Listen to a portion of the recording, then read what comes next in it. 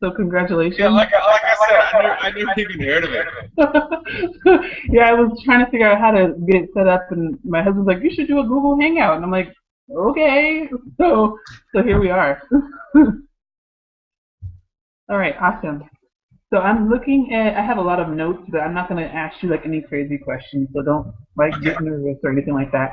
How is Melbourne right now? Is it like hot? Yeah. How did you know it's going through a massive heat wave? Oh, that's because there's no climate change. Yeah, that's right. That's right. It was made like this. No, it's going through sort of a record heat wave. So Well, yeah, I'm not surprised. We're actually having our version of a heat wave, which is like 80 degrees in Orange County. So everyone's like dying of like dehydration because it's like normal what is it? temperature. What is 80 degrees?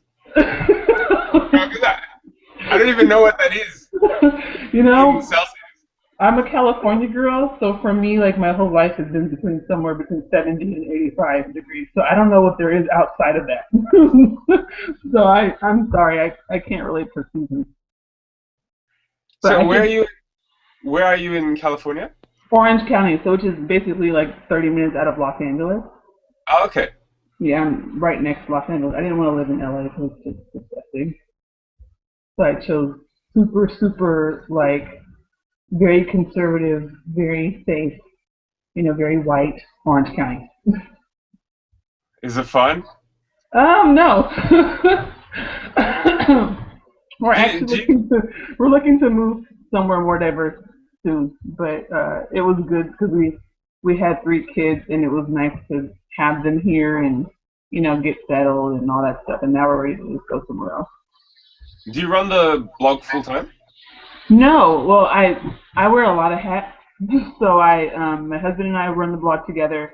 I actually teach at a university here, so Cal State Fullerton University. I teach Black politics and statistics, and I'm a Okay. senior financial analyst. I have an engineering degree. I do lots of crazy things. Wow. Yeah, I bore easily, so I've decided to be Superwoman, basically. But And I plan to move like into this full time in the next couple of months, hopefully. I have a 3 month old, so I'm hoping to not, be working full time and be able yeah, to yeah, be yeah. a mom. So I want to get started. I want to get you going because I have some people who are dying to know more about you. I actually have one person, and I won't tell you her name because I don't want you to ever meet her and be freaked out. She told me to tell you that she absolutely loves you and she wants to have your baby. So I told her I would tell Okay. you. I Uh, won't give you her name. She is aware Well, that you're in a. She knows that you're in a I, relationship. yeah, yeah. I'm married too. I was gonna say. I know.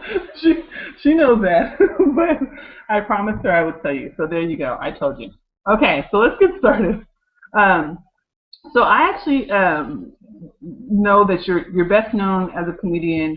You're one half of the duo River Brown Planet. I've watched a lot of your videos and they're hilarious. Uh, I watched your stuff on Kanye, your stuff on Michael Jackson, and even some of your more serious stuff about voting in Gaza and stuff like that. And it seems like you are willing to pretty much take on any topic. My question is, so what fuels your desire to deal with, such heavy issues that are often seen as taboo? Like this is stuff that other people don't want to talk about. So why are you so courageous to take it on? I think that's the thing. It's not taboo for me. Like in terms of the people that I hang out with or my community. Like these things are not hard things to talk about. It's normal for Right, us. right, And because I'm speaking to the same people, I don't see it as taboo. I never go on stage thinking, oh, I'm going to say something about Israel and I don't know how the crowd's going to react. I mean, I'm saying it because I know exactly how the crowd's going to react. It's, do you know what I mean? yeah. My audience is different, and I think the reason that I'm doing it is different. Um, so yeah, it's not. I don't feel like for me it's stepping outside any kind of comfort zone. But I That's think awesome. when the mainstream or when white people see it, they're like, oh, this is so controversial and this is so edgy, or how can you say this stuff? I mean, Right. it's always going to be that way, I guess. But yeah, for me, it's never like I don't see my own material as being, that risky or that sort of dangerous, I guess. Well, you're in a minority there. I mean, Yeah, I'm reminded every now and then, but yeah, it's in a day-to-day sort of way, it's not.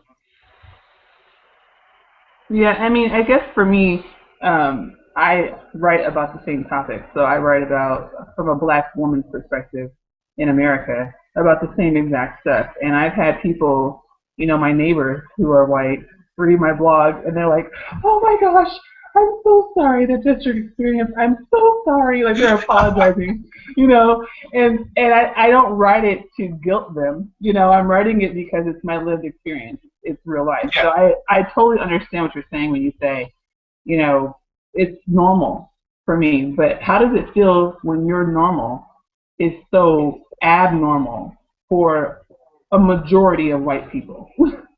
I mean, that's kind of your day-to-day experience, isn't it? Like permanent abnormality. Like that's how that's what you adjust to, right?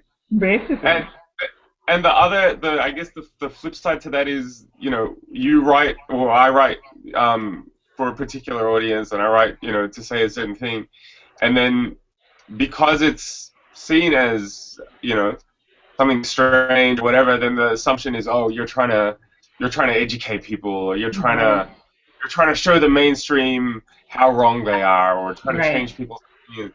And I'm always like, are you crazy? Like if a racist person watches my comedy, are they going to be less racist? Definitely not. They're going to the YouTube channel is like a testament to that. That if someone who doesn't like what I have to say sits through it, it makes them more angry. So it's not. Yeah, I think because there's that narrative, comedy's used to bridge the gap, and Right. we all laugh at our differences and all that kind of thing. There's just this assumption that if you do something political, that you're trying to convert people or make them think differently. And I hate to disappoint people. I'm like, no, I'm preaching to the choir. I'm happy with that. That's interesting that you said that you're preaching to the choir because this interview is actually one of a series that I'm doing called Preaching to the Choir, which is Well, about. the choir deserves to have fun as well. Exactly, I agree. But I think that often, for instance, in America, a lot of black American activists, we are guilty of preaching to the choir. And my argument is there are allies outside of the black community that could be utilized to bridge the gap in a way. So where you're preaching to the choir, I mean, you're an Australian male, you're of Indian descent, is that correct? Bangladeshi, yeah. Right. So for me, as a black female, having this conversation with you is a way for me to not preach to the choir. And I think sometimes in our community in America, we're very guilty of being very, self-centric. We think that everything radiates out of us. So I was hoping that with this conversation, I could find other people like you who are, in a sense, preaching to your own choir, but maybe we should here kind of think about listening a little bit better when it comes to people who don't look like us or sound like us, and stuff like that. So I think it's funny you actually said that. Thanks, Google Chat. So, well, my next question for you actually was about the whole white people thing, and you kind of alluded to it about white people not liking your comedy. And I think what I've been wondering is, do you think that that's part of the reason why you've been so successful? Because people who can't necessarily relate to you still see the humor in your topics, or is it because you're just pissing them off? Um, no, I don't think I don't get a lot of I disagree with you, but I think you're funny. Yeah. I either get like you're hilarious, or go back to where you came from, or you know stop stereotyping white people, and Well, that's depressing. you're being divisive. So yeah, I think people either like people either like it or they don't like it. Oh And man. again, I'm happy with that. I guess I was hoping you'd say that there was like some swath of people in the middle. I haven't really found them. So if they are out there, you just Yeah, haven't and listened. I mean, I'm like that as well. I mean, if I, politically, if I really don't like something, Yeah. I find it really hard to sit through. Well, yeah, I agree. Um, so yeah, I mean, I can understand that. I think, yeah, I think that's just something that I made peace with a long time ago. Is that like I'm saying something that's not mainstream, Right. and my audience is unlikely to ever be mainstream. But the flip side of it is that when you say something that people feel sort of deeply about, then Right. people who support you are very supportive. That's awesome. So then, would you say that since you're using comedy as the medium, that maybe it's the humor that's creating maybe a vehicle for social change, or would you even say that you're creating any social change at all, or are you saying, No, oh, I'm very skeptical about that. Because I just think, like, I just feel really weird about overplaying the role of entertainment in right, change. right, Um, I think, yeah, it's like when I get the question in interviews about, when did you decide to fight racism with comedy? And right, I just think, like, if you understand what racism is, then you must know that you can't break racism with jokes, right, right? right, Like, for me, it's like it's a form of relief, I guess. The same way when I was angry and in high school, I used to listen to Public Enemy or Rage Against the Machine right, or whatever.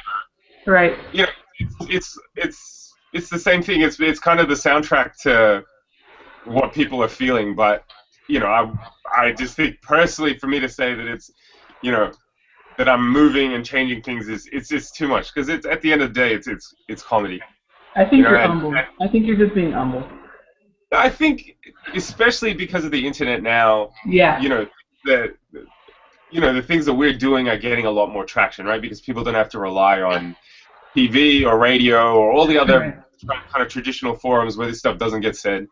So yeah, it's exciting. It's exciting when we hear other people, in different mediums reflecting what we think. Right. Um, but again, I think that's what it's a reflection.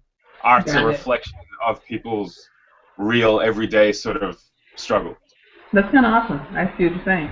So when your reverse racism video went viral and like everyone started going all batshit crazy over it, did you get a ton of like negative feedback from it, or Oh what yeah, what happened?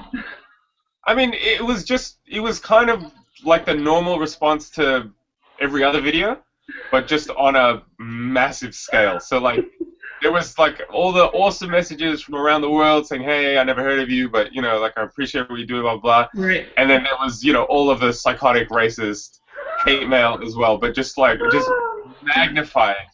Um, but yeah, it's great to see people from literally around the world Right. say, "Hey, just thanks for that. Thanks for that 2.5 minutes of fun that I Hilarious. had."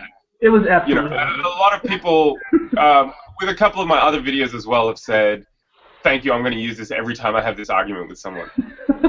So I find that useful. That, like, if particularly that reverse racism thing, I just felt like the response was like, people are just sick of this conversation. Like, people just Right. sick of this, petty, sort of pointless sort of Right. discussion. Right. And I was just happy that, like, a lot of people were like, you know what, I just emailed this to like 5 people that I've been arguing with for the last 10 years. And I was like, I like that. So then I think it draws the question of, you know, Australian culture, right? I mean, you're in Australia, and if you're getting responses from around the world about this reverse racism thing, that means it's a thematic around the world. So what are the issues that you'd say, like in Australia, where you're from? What racial barriers are there? Because here it's all about white versus black. I mean, obviously there are other races, but really a lot of our racial conversations are around white people versus black people. Everything's kind of dichotomized that way. Yeah. What is it like in Australia? What is it? What's the In social community Australia, like? it's sort of white people versus everyone else. Oh gosh. Just every there are just so many racialized conversations in Australia, and I mean I think you have it too about immigration and Right. asylum, Right. indigenous people, but I guess the white versus black it's not dominated the same way the white versus black dominates in the U.S. Right. Um, but that's not to say that it's any less pervasive or that um, racism towards black people in Australia is any less vicious. Right. But it's just that it seems like there's many more fronts Hmm. um, that kind of take center stage often when we talk about race. Interesting. So then, when I think about, I mean, you always call yourself brown. You say I'm Yeah. brown, and here brown means Hispanic, right? So so Yeah. yeah.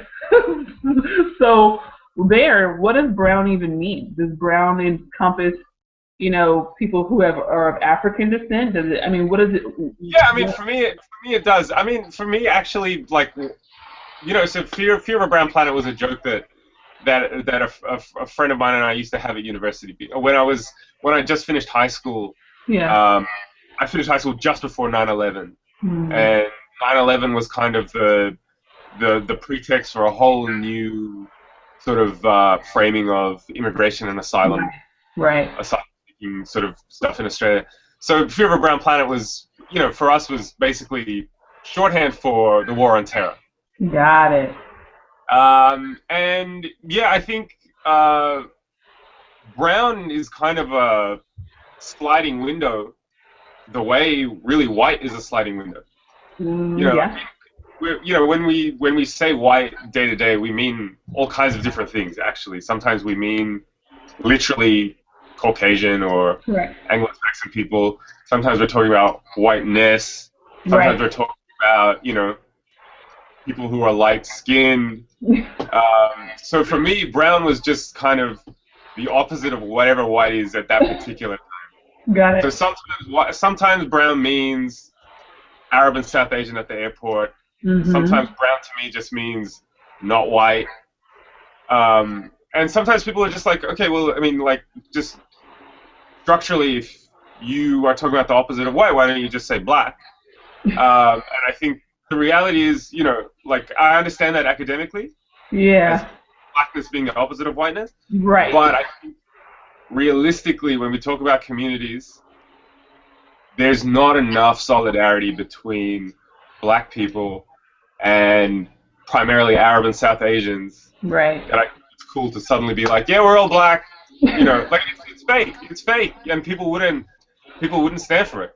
I have a feeling all that hate mail that you get would just increase astronomically if you just a thought. I don't know. I But mean, I'm ready. go ahead.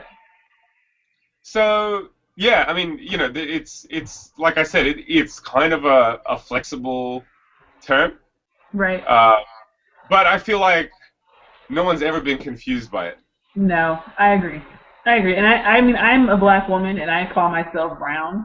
And it's Yeah, partly because I have a 6-year-old son. And he doesn't see people in terms of, racial identity. He sees people as a box of crayons. White yeah, people to him are peach. and yeah, and we are brown. And I feel like if everyone would just take a step back sometimes and think of life as a 4 to 6-year-old, and yeah. and see the world a little bit differently, I think we'd actually accomplish a lot more. But obviously, that's a whole different conversation. But But the one interesting thing from that clip, because it's gone around the world and it's ended up on places like World Star, Hip Hop, oh gosh, yeah. which actually has more hits than YouTube. Are you for real? Yeah, it's got almost 1 million hits on World Star, and Oh my gosh. my nieces and nephews who like generally don't think I'm cool, suddenly my stock price with them just shot up. I got a message from my nephew saying, you started a race war on World Star. And, And you have to check it out. There, the comments are some of the comments are hilarious. And so, and the thing about that is that people's idea about my ethnicity is bizarre. Like everything from black to South Asian to Arab to goodness and positive and negative, positive and negative. People are like, so like, Latinos will be like, oh, it's so good to see this Arab guy who understands us, and white people will be like, I hope this N-word dies tomorrow. Oh my God. It's amazing. Oh, the ignorance. Well, they could just look at a couple of your videos and try to figure out, what the nationality is, but whatever. So I guess you kind of, would you call yourself blunt? I mean, would you say that about yourself, or is that just something that other people say about you? Yeah, well, I'm blunt in the right forum. So, comedy is a way where I can just say whatever I want. Right. But, I don't have those conversations with people day to day. You do not? Outside of my circle. Yeah, because I used to. Because I was an activist for a long time before I started comedy. And I used to argue with people politically all the time. And with white people a lot. And it was just exhausting. It was just exhausting. Yeah, it is. And, it was clear to me at one point that you cannot argue people out of racism. Yeah. And that goes back to my whole thing about who's the comedy for. Right. It's just for me, it's just a total waste of time to argue with racists. I'd rather we strengthen ourselves and talk about how it affects us and how to fight it and, how to constitute ourselves. Right. Rather than trying to basically get concessions from people who don't understand us. I agree. So, I avoid that stuff day to day. There's plenty of stuff that I'm just like, well, just not my problem. You know what I mean? I save it for the stage. I totally understand. I totally understand. So that kind of leads into my last couple questions, which is, since you feel that way, I mean, everyone's always talking about being colorblind and being post-racial. Buzzword, post-racial. Do you think that's something that even exists? Is it a unicorn? I mean, is it what? But this post-racial. Post-racial is as real as reverse racism. Oh, I would agree. It's yeah. Where to even begin? I mean, it's the idea that, and Obama used that phrase like closing the book. Like literally closing the book is basically closing history. Right. That's it. That's on the shelf. Like right. As if racism is something that you can just rhetorically put to bed. Right. And ironically, the idea of post-racism is extremely racist because it's just suppressing everyone's history. Right, and it's saying that your lived truths are not valid enough to fit into whatever society. Yeah, or those ideas are old, and now everything's equal. It's basically wiping away all of the structures, making invisible once again all of the structures that create race. The epitome of get over it. Yeah. Yeah. So all of the things that construct racism are there, and we're making them visible all the time. Right. And then along comes post-racism saying, no, nothing to see here, everything's fine. Right. Anytime someone's racist, that's just because they haven't got the memo that we're post-race. Right. Things like slavery or the prison industrial complex or, massive wage inequality, these things don't exist anymore. They're just accidental. Exactly, and if they do exist, it's because of class, not because of race. Yeah. Yeah. So I have lots of thoughts on post-racialism, and I'm starting my PhD studies in the fall, and I feel like I'm going to be mentally absorbed the entire time by this whole idea of post-racialism. I feel like it's really crumbled. Like that idea, it just did not stick. Right. Because of the massive disappointment specifically with Obama, Right. because he was sort of the flagship for the whole concept. Right. And the fact that it just didn't lead to anything, like it didn't lead to better working conditions, it didn't lead to less people in No. prison, it didn't No. definitely didn't lead to less police brutality. I mean, the police brutality seems to have, Increase. from here in Australia, it seems to have escalated. Yes, and same here. The same here. And so I think, just like people became disillusioned very, very, very quickly. Right. I would agree. I would agree. And I didn't know that you had a background in activism. So that to me adds a completely separate dimension to your comedy. And I know that Yeah, you I mean, I think that's more. I mean, yeah, in a way, I mean, comedy was kind of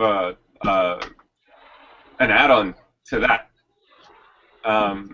Comedy was something that it happened really, I mean, by accident. After really. years of, yeah, my friend Nazim, who I do Fear of a Brown Planet with, Right. he entered an open mic competition, and then I just did it because he did it. That's actually how we started. But before that, I'd done, like I'd always done a lot of sort of activism, and then for me, it was natural. Like I'd grown up listening to political music, and Right. I always loved political comedy, so it was automatic that was kind of what my voice was like from day one. That's awesome. So I also saw that you mentioned something about being here in America sometime this Hopefully, year. yeah. I'm looking at some dates, but yeah, hopefully, definitely trying to get out there That this is year. freaking awesome. So I think I think you're going to be shocked and amazed at how many people here like you. Okay. So I I'm, think I'm worried. I'm worried if it's just because of that one video clip. sadly it might be, but there are enough. I think there are enough bright people who have done their research and have kind of looked you up and checked you out. You have a pretty large following, and I think that we'd be really honored to have someone who can speak articulately and clearly about these issues because we just don't have that right now. Yeah, I mean, I've been wanting to come out for a long, long time, but yeah, just living in Australia, it's difficult to tour anywhere, just Really. because the cost of flying a performer from Uh, Australia is high. So, I mean, but I've been to the UK, which is great, and the US, without getting a certain number of dates is difficult. But thanks to right. at least the video now, I mean, the number one sort of piece of feedback I got was, "Wow, I never heard of this guy before in my life." Right. So, Right. I mean, if only for that, it's been great just to get some exposure, to people that, yeah, like I know when I'm doing this stuff that it will resonate, Right. 'cause it has in the UK, and I do, even before this, I have got, feedback from the US and Canada and stuff like that. But that's been, I'd say, the best thing about that clip is just getting some sort of traction overseas. Visibility. Right. So then my last question for you is if you could change something, right? So something that you talk about all these topics that are very difficult for most people to talk about. If there was something you actually could change, because I know you're saying that you don't want to think of yourself as someone who can fight racism, but if you could, what would it be? Wow. Um, Only one. Only one thing. one, like one thing in history, or No, like it's something that we're living now, right? So I mean, you've talked about Gaza, you've talked about voting rights, you've talked about reverse racism. Obviously, you talked about the day-to-day issues with racism. If what would do the most good? I mean, would it be interchanges in the way that brown people are treated in public spaces, or I mean, would it be to get white folks to actually understand what white privilege is, or I mean, what would it be? What do you think would do the most good? a space colony for brown people. we just need, we just, because we can't go back in time, right? Right. So we just need to depart and set up like a futuristic brown civilization now. Oh gosh, so I mean, we're all gonna be Vulcan have now. you read have you read comics at all? I growing up I read comics, yeah. So do you know in X-Men, you know how Magneto sets up like a mutant island? Yes. He decides to stop trying to kill humans and decides to like He just gives set up up. like Yeah. well he goes and lives on an asteroid for a while and then he sets up his own like island colony. Does he? Yeah, I just think that's it's just time to separate intergalactic exodus. Oh my gosh, you just showed like every nerd gene in your body. Yeah, I know. See, you put me into a state of panic, and that's where I went. Oh gosh. Well, I actually appreciate that answer. I mean, it obviously was heartfelt and it came from a real place, so I can appreciate that. But I don't have any more questions for you, but I think you ended it on the most spectacular note because I'm also a bit of a nerd. And here we call ourselves blurred. They're black nerds. Yes, I've heard that. I've heard that before. Have you seen that? So There's a I'm great T-shirt out there called that says "Black Nerds Unite." Have you seen it? yeah, yeah. And we're pretty nerd strong here. So I think a lot of my readers will appreciate that you ended on Magneto. Well, I tried to start the word "bird," Oh, no. but it didn't take off at all. No. You're gonna have to work on that one because I'm actually trying to Yeah, perm you in my mind which you could use, and none of them sound good. it doesn't roll off the tongue like "blurred." No, no, it's not as smooth. Well, did you have any questions for me? Was there anything that you were wondering? Not that I'm important or anything, but was there anything that you wanted to ask me or anything that you wanted to, say before we check No, out? I'm just super excited because I really love the blog and my friends sort of post stuff from it all the time. Yes. And yeah, like I'm glad like we're in an age where you can just hit people up on Twitter and connect that easily.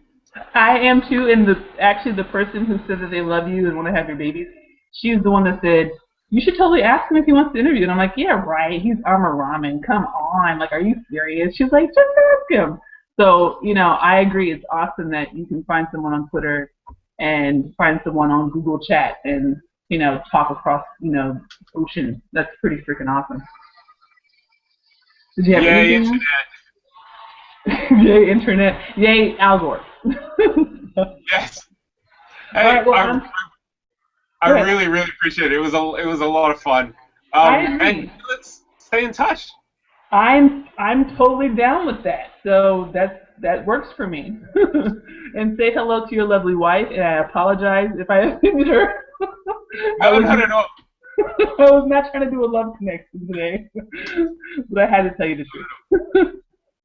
So you have a great rest of your day. I know it's Friday for you. I'm still on Thursday. So you have a great rest of your Okay. day and an Wait, awesome weekend. is it some? What time is it for you? It's 3 o'clock on Thursday. In the afternoon? Yeah. Oh, okay.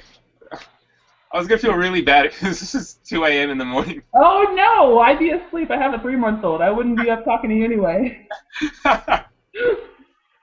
So you have a great Awesome. rest of your day. You too. All right. See ya. Checking out. Bye. Bye.